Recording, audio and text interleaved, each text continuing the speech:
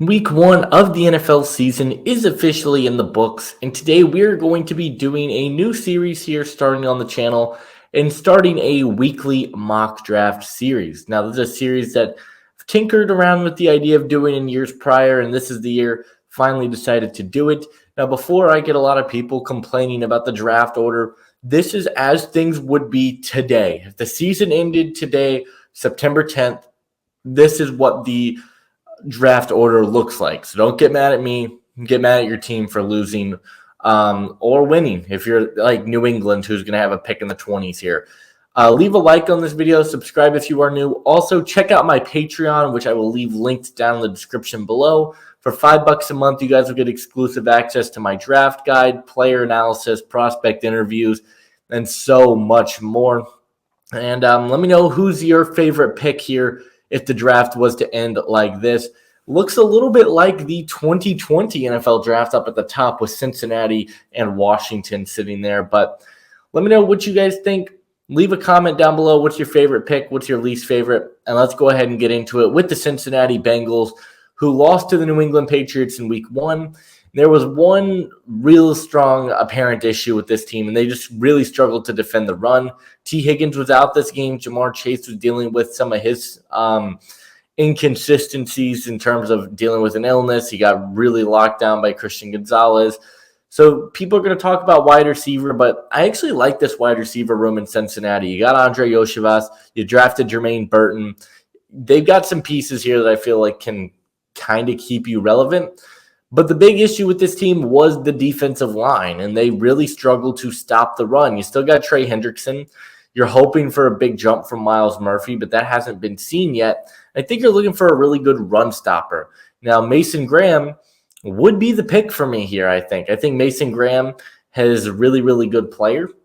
He can play that nose tackle position that DJ Reader played, but he's also a really good pass rushing presence from the interior as well. But he hasn't really had the strongest of seasons. That being said, though, I don't really know who else would go here. Nick Scorton was a player that I kind of tinkered around with the idea of, but I think we will see that jump from Myles Murphy in year 2. So I'm not going to take the edge rusher, and we are going to take a guy that maybe hasn't had the strongest showing up to this point this season, but the talent is certainly there, and that's going to be Mason Graham from the University of Michigan. The number 2 pick, we got the Washington Commanders, and this secondary is abysmal right now. They still have Emmanuel Forbes, where they're kind of living with the horrors of drafting him over Christian Gonzalez. But on top of that, this is just a team that is really lacking talent on the back end. Mike Sainer still, you drafted this past season. He's more of a slot weapon. So kind of what are you expecting from him there? You got some questions. There's a pretty undersized secondary. I think it's got to be a corner here. The offensive line played respectable this past week for Washington. The defense was the big issue. I'm going to go with Travis Hunter here at number 2, and it's not because he is the best corner in this class. I have him as my number 3 corner overall. My issue with Travis Hunter, or the reason I'm going to take him here, not my issue, he plays wide receiver, and when you watch this Washington team, they are really lacking playmakers on the offensive side of the ball. Jahan Dotson's gone, and you're relying a lot on Luke McCaffrey and Jamison Crowder, De'Ami Brown. Terry McLaurin's a good receiver, but that can't be your number 1 and there be 0 number 2 option. I think Travis Hunter gives you flexibility on the secondary, but he also allows you to add another weapon to this offense. So we're going to take Travis Hunter here at number 2. At number 3, it's Vegas, and I think this is a pretty easy pick to me. It's going to be Carson Beck from Georgia. He's still the consensus number 1 quarterback for me. I don't really see how it could be anybody else. He is the most accurate in this class with the football. He makes good decisions. He's got a quick release. He does tend to release the ball a little bit high at times, but I think Beck is the consensus number 1 quarterback at this point, as he should be. This is a Vegas team that has talent on the offensive side of the football. You got a decent O-line. You've got Colton Miller. You've got Devontae Adams, and you draft Brock Bowers. Reunite Brock Bowers with one of his college quarterbacks, and I'm going to take Carson Beck here at 3 to Vegas. At number 4, we got the Cleveland Browns, and Cleveland had an absolutely embarrassing performance in week 1 against Dallas. I like this Cleveland team. I think they've got talent on the defensive side of the ball. I'm not too worried about this. You could talk yourselves into addressing the interior of this defensive line with a guy like Deion Walker, a guy that can rush the passer from the inside, but we haven't really seen. I'm not really going to do that right now. It's got to be an offensive pick to me. The offensive line for Cleveland was so bad in week one. It was brutal. They couldn't get anything going. Jedrick Wills in a contract year, maybe you don't want to bring him back. On top of that, you do have DeJuan Jones, still on this roster. Maybe you move him to the right tackle. You just cut ties with Conklin and Wills, and you go with Jones on the right side. Maybe you draft a left tackle. This team was pretty active in the receiving market as well. They really wanted to address the receiving room, try to trade for Brandon Ayuk.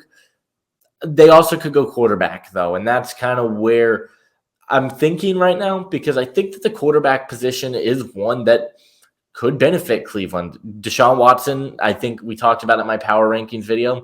I think that guy is gone. I don't think we're ever going to see Deshaun Watson be what we saw him be in Houston again. But I like the backup room. I don't think it's necessary to draft a quarterback right now. But the offensive line is my biggest worry for this team, and I'm going to go with who I believe to be the best tackle in this draft class, and that's going to be LSU's Will Campbell. Got a whole video breaking down why I love this guy so much, but it's just the way that he utilizes his hands. He's not the most athletic player by any stretch of the imagination, but he's got incredible hand placement. He's got really strong feet, and I think he's perfect for Cleveland that wants to run the ball. He does a good job in run blocking as well. I'm going to take him here at number 4. At number 5, we get the Denver Broncos, and this one's pretty easy to me. I think receiver, they tried to address receiver in last year's draft. You know, you took Troy Franklin, you took Devon Vele, but I don't think you have that true number 1 alpha type of receiver. Cortland Sutton is your physical go-get-it guy down the field, and you feel pretty good about where he's at. I would go corner. I just want to talk about this because Will Johnson is still on the board. Will Johnson is a name that I'm definitely considering here, but I am going to pass on him for the simple fact that I think receiver is just a bigger need. The defense played pretty well. James Pierce, Nick Scorton as well, 2 guys that you could definitely talk yourselves into. But I am going to go with Luther Burden from Missouri. I think a lot of people look at that big game from Tetairoa McMillan and are like, oh, he's wide receiver 1. I still think it's Luther Burden right now, a player that has done a really, really good job of being available. I think he went out early in week 2, but the guy who's got more speed, he's got really good hands, he's a sharp route runner, and has so much electricity in the open field. I'm going to take him at number 5. At number 6, we have the Carolina Panthers. I think it's got to be a quarterback. I'm kind of selling my Bryce Young stock, which really pains me to do. And I know people are going to be upset if I take a quarterback here, but look at what Bryce Young has done. He just doesn't look like an NFL quarterback right now, at least a starting level 1. I think it might be time for Carolina to move on. You could go defense here as well. You got Will Johnson sitting there. If you want to address the secondary, you got James Pierce, Nick Scorton, depending on who you like off the edge. But I think it's got to be a quarterback. And this one's interesting. This QB2 spot has kind of opened up for me. Cam Ward is rapidly rising up my draft board, as is Quinn Ewers. Shadur Sanders slowly starting to drop. I have Cam Ward as my number 2 quarterback in the class right now, but I kind of feel like if I'm Carolina, a team that uses a lot of pre-snap motion with Dave Canales, a lot of shotgun, maybe don't want to get such a mobile quarterback. I think if you want to go with a pure pocket passer, I'm going to go with Quinn Ewers here for Carolina. I think he gives you that flexibility to be the team that this team wants to be. He's got arm talent. He's accurate with the football. Obviously, you want to see the deep ball improve, but he has shown in tremendous strides at making throws on the run, keeping his eyes down the field, and that's something that gives you a lot of promise about him as a prospect. So I think Carolina's going to take a quarterback, and I got them going Quinn Ewers at 6. At number 7, this is where we'll have my QB2, Cam Ward, go. Cam Ward has been awesome. He's my Heisman favorite after 2 weeks so far for Miami, and he has shown some tremendous strides. I did a video on him talking about why he was my number 5 quarterback, and since then he's kind of shut me up. He's been really accurate with the football. On top of that, he's shown the deep ball. He's shown the athleticism, but he's also just not putting the ball in harm's way. He had one interception early against Florida, and since then he's been pretty clean with the football. The Giants desperately need an upgrade at quarterback, and I like his mobility and athletic tools. I think he fits what this team wants to do. And Cam Ward to Malik Neighbors will be pretty fun to watch. So I've got them going with Cam Ward there at 7. At number 8, we got the Baltimore Ravens, a team that I fully expect will not be here. The offensive line did pretty okay in this game. I'll say that. I don't know if it's to the point where you got to go O-line right out the gates.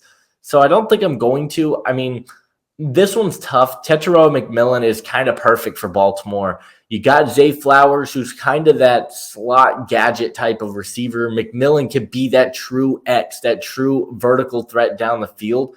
Tyler Booker is also a name I'm considering here, just because I think the interior offensive line in Baltimore is a complete disaster. You look at the guard situation. Daniel Faalele is playing at guard right now. They desperately could upgrade there, but I think the value is too good. We're going to take Tetairoa McMillan here at number 8. Draft him to be Lamar Jackson's number 1 go-to weapon that he hasn't really had up to this point in his career. At number 9, we got the Tennessee Titans, and I think there's another team that could very well be in the quarterback sweepstakes. Will Levis definitely did not show that he is a number 1 quarterback, kind of threw the game away for Tennessee in week 1. But I still think there are some tools that you can kind of tap into.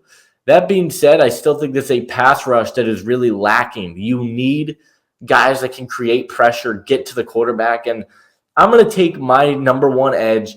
It's not a substantial gap right now. The gap is kind of closing. James Pierce was one of my favorite players coming into the year. Still love the guy, but I do think I need to address this edge room. And Nick Scorton, I think is going to probably be the pick here. I think he's slowly jumping up into my number 1 edge conversation just because I love what he does as a run defender. He's a much better, much more sound run defender. He's like 6'5", 280 pounds. He's got the size. He's really athletic. Showed some spin move stuff that you feel pretty good about. I think he's going to be the pick for me here at number 9. Really like his upside, and I think he's got the potential to be a potential superstar at the next level. At number 10, I know I got a few Jags fans that follow me, and the fact that Will Johnson's still on the board at 10 is just tremendous value for a position of major need for Jacksonville. This is a team that's really lacking, in my opinion, in that secondary. They have to make some moves. Will Johnson is a generational cornerback prospect. That's, I don't think, a shocking thing to say. He's just about as perfect as they can come at the quarterback or corner position in terms of fluidity, in terms of aggressiveness, in terms of speed. He's got it all. He's going to be the number 10 pick. And then at number 11, my Indianapolis Colts here. We're going to keep a Notre Dame guy in Notre Dame. We're going to go corner again. We're going to take Benjamin Morrison. Colts really didn't address corner too heavily in the draft and kind of was a bit of a surprise. You wanted to see them address it. They drafted Micah Abraham, who ended up getting cut. They really didn't go all in on corner. Now, they drafted Julius Brents last year. Jalen Jones has been a really solid piece for this team, but I don't think we've really gotten to see what this full team can be yet.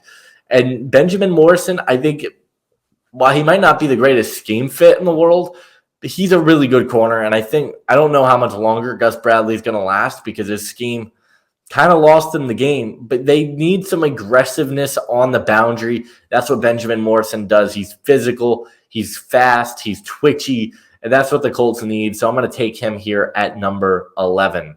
At number 12, it's the New York Jets. And I know everyone's going to be like, oh, you got to take a quarterback.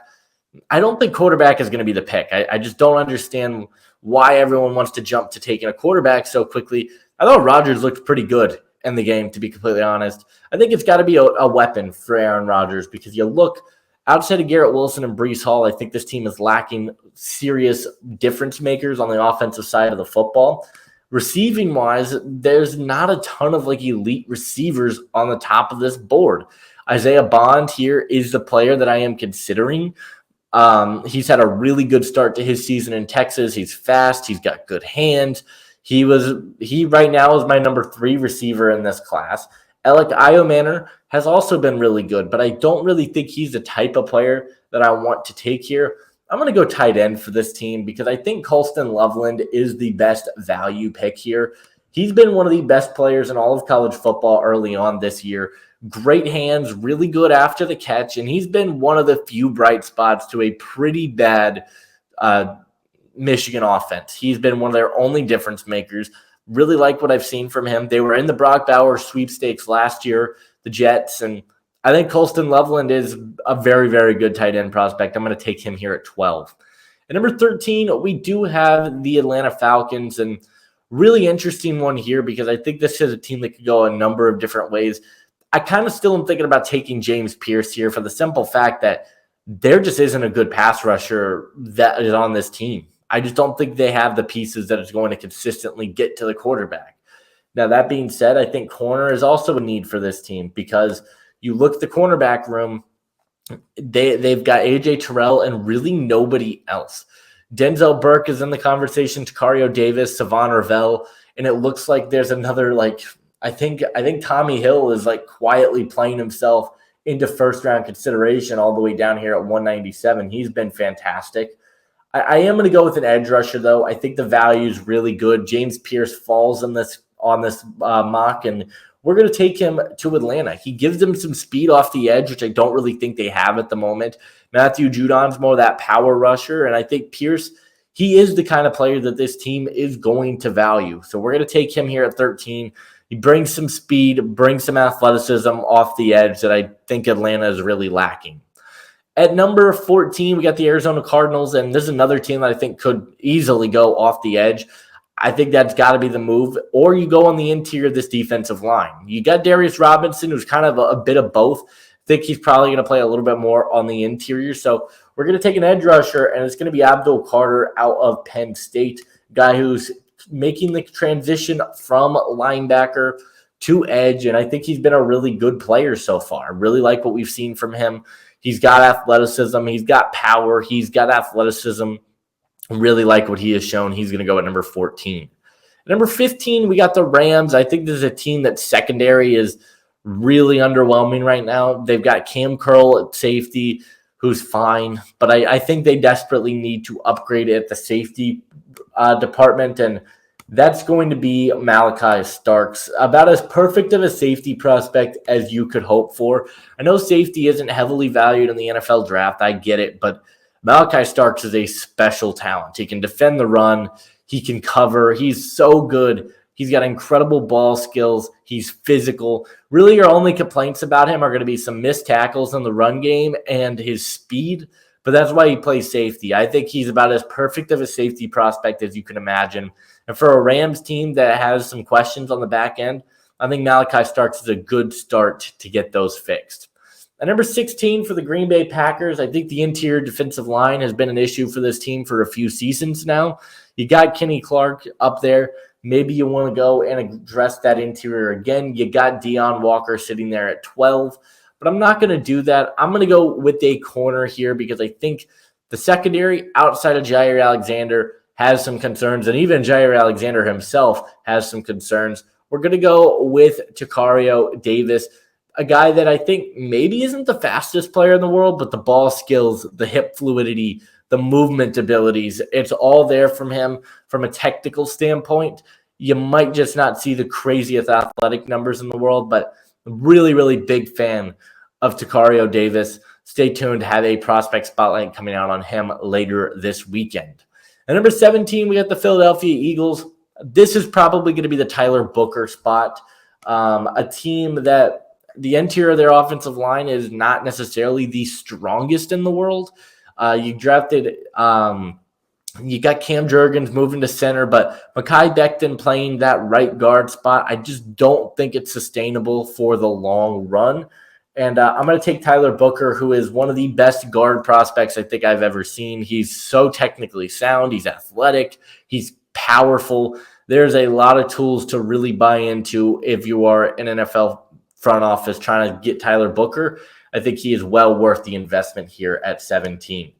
Only one offensive tackle has come off the board up to this point. I think it's going to be two. Talise Fuaga looked really solid in his first to NFL start, but I do think this is a team that needs to address the offensive line a little bit more. You could go right tackle here, take Kelvin Banks, move him to the left, maybe move Fuaga right, or you could go Emory Jones. Based on how this team drafted with Talise Fuaga, I'm going to take Kelvin Banks, and I'm going to move him to the left side. I'm going to move Fuaga out back to the right. Fuaga could also move to guard if Ryan Ramczyk does come back, but Kelvin Banks is a really athletic, incredible run blocker. And now if you get Banks, I feel like pretty good about your bookend tackles for the next decade in Banks and in Fuaga, who looked very, very good in his first NFL game. So we're going to take Kelvin Banks here at number 18 and just continue to beef up the offensive line. At number 19, we got the Chargers. Few different spots you could go here. You could go corner. I like the value of Denzel Burke here, but I still think receiver is a massive need for them, and I'm going to take Isaiah Bond. We talked about him a little bit ago. He's had one of the best seasons so far for a receiver in college football. He was a top 5 receiver in this class for me. I think he's comfortably sitting in that number 4 spot behind Hunter, McMillan, and Burden. Isaiah Bond provides some speed to this Chargers receiving room that they don't necessarily have. He's got good hands. He works his way back to the football. He's a shifty route runner. All things that I think you feel really good about if you're a Chargers fan. And I'm going to take him at 19. At number 20, we're going to take Deion Walker. I think the fall stops here. And it's not even necessarily a fall. I just think there's better players at more teams. Don't really need a lot of interior help.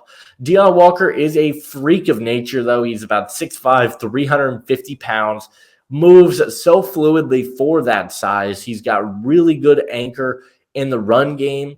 He's got to improve at taking on double teams, but what he brings as a pass rusher, what he brings to the table in that regard is fantastic. And for a Minnesota team that the interior of their defensive line has kind of been an issue for them over the last few years, I feel really, really good about getting a guy like Deion Walker in the building who can rush the passer, but also can be a really nice run defender as well. So we're going to take him here at number 20. Number 21, it's got to be offensive line. Continue to beef up the trenches if you are Miami. Emory Jones is pretty perfect for this team. Can slide in, play the right tackle spot for him. He's got really good athleticism, really good run blocker, really good at pulling to the second level. You really like that. I think he kind of gets overshadowed because Will Campbell's on this same team, but LSU's got 2 first-round prospects on that offensive line in Emory Jones and Will Campbell. I think it's a no-brainer pick for me. I'm going to take Emory Jones here at 21. At number 22, this is a very interesting pick for Seattle because I think I think offensive line as a whole has to be the pick because their offensive line was so bad in week 1.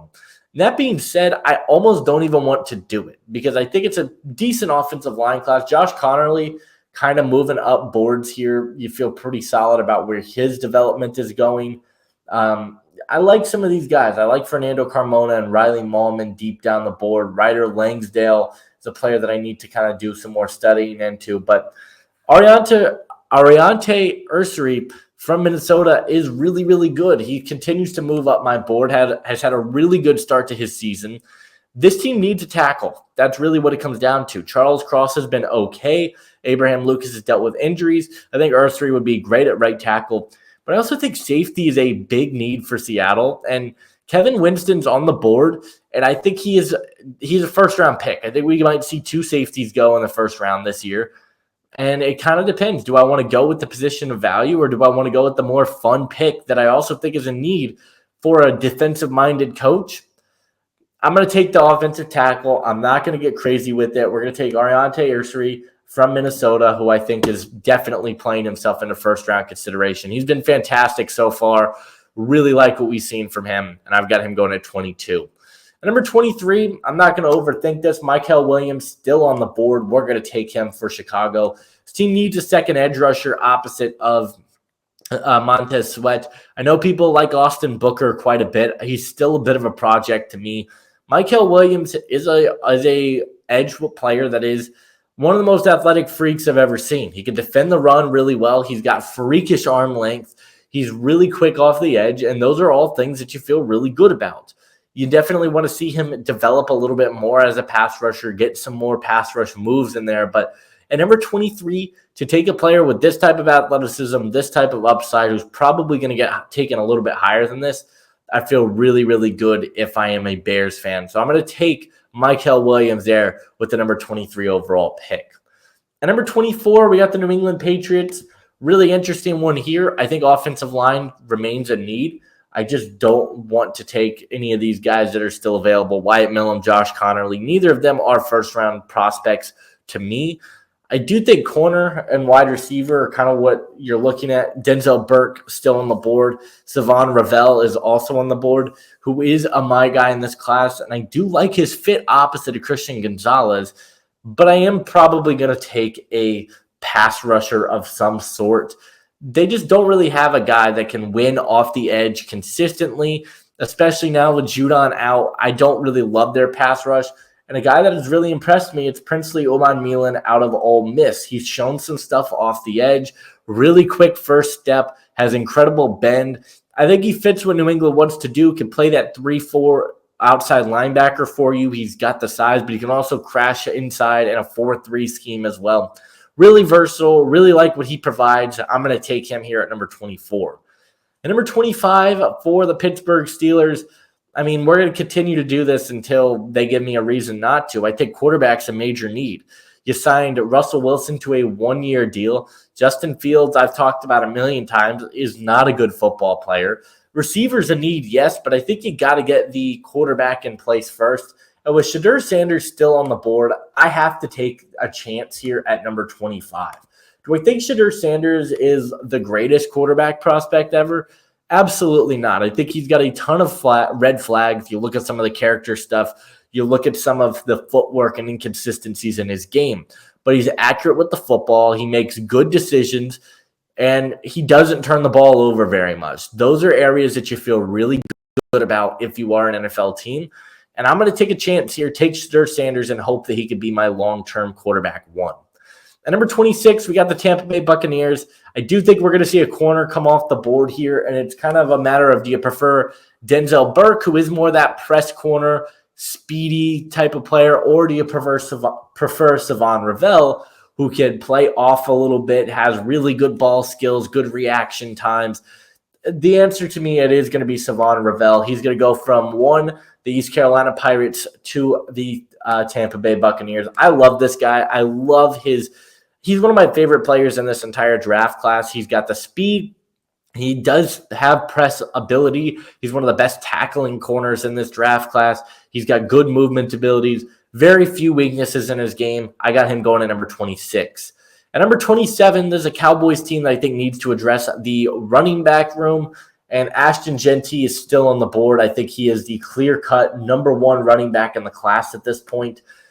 I mean, he could definitely go higher than this, but I think given the positional value of running back, the way it just isn't traditionally valued anymore highly in the draft, I think we could see a slide. I think Dallas would be more than happy to get him.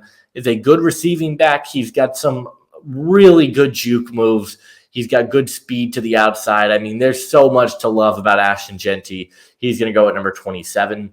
Number 28, I think Houston needs some more linebacker help. You got Christian Harris. You got Azeez Al-Shaair. I don't think either of those guys are necessarily difference makers for you. Now, that being said, the interior defensive line is also a need. Tyleik Williams remains on the board. I really like him as a prospect. But I am probably going to go with Harold Perkins. We just don't see athletic freaks like this at the position come around all that often. And when they do, they get taken highly. You look at Devin White, you look at Patrick Queen, both former LSU linebackers. I like what Harold Perkins does on the football field. I think he's incredibly athletic. He's an incredible mover. He's a really good pass rusher and a guy that I think DeMeco Ryans could definitely turn into a star. At number 29, I don't want to overthink this one too much. It's going to be Denzel Burke. This team needs some outside corner help. You got one of the best outside corners on the board here in this draft class. We're going to take him at 29. At number 30, the Detroit Lions are on the clock, and I kind of, with what we saw from Jameson Williams this past weekend, it looks like receiver won't necessarily be a major need for them. I still think they could upgrade opposite of Aiden Hutchinson, continue to address the edge room. Jack Sawyer is a player that has looked really, really good this year and he definitely looks like he's taking the next step. But I'm going to go a little bit off the board here. I like the safety room. I Fitu Melifonwu, Kirby Joseph. They got some fine pieces, but I'm going to take a potential difference maker, and I'm going to take Kevin Winston Jr. I know it's not a massive need for the Lions, but Winston's so good. He has 0 missed tackles up to this point in his collegiate career, and that alone really excites me about him as a prospect. I think his athletic tools, his ability as a run defender and in coverage, he's going to be a first-round pick. I got him going at 30. At number 31, we got the Buffalo Bills. Still think this team could look to upgrade the receiving department. I like some of the edge rushers here, but Alec Iomanner, I just don't know if he's the type of prospect I want to take this highly. Trying to see if there's anyone. I mean, Xavier Restrepo has been fantastic. You could definitely talk yourself into him. Jalen Royals has been pretty good. I mean, there's some good players here. I do think ultimately I'm going to take Alec Iomanner. We're going to get just another big physical receiver on the boundary, a player that can win the 50-50 balls. Now you've got Keon Coleman, you've got Alec Iomanner, and Khalil Shakir. I like that receiving trio moving forward. And with my number 32 pick, the San Francisco 49ers are on the clock. I do think that this is a team that needs to upgrade the interior of their offensive line. We're going to take Jonah Savaiinaea here out of Arizona. They desperately need to find some more consistency. He could play that right tackle spot for you, but he is primarily a guard, and I really like what he can do there. So that's it for the first round of this mock draft that you see. We'll go through here really quick, let you guys refresh on some of the picks that you guys may have missed. Stay tuned. We will have my weekly college football stock reports going up this Saturday, so stay tuned for that one. Let me know which picks you guys agreed with, which picks you guys disagreed with. Leave a comment, and I'll see you guys in the next one. Adios.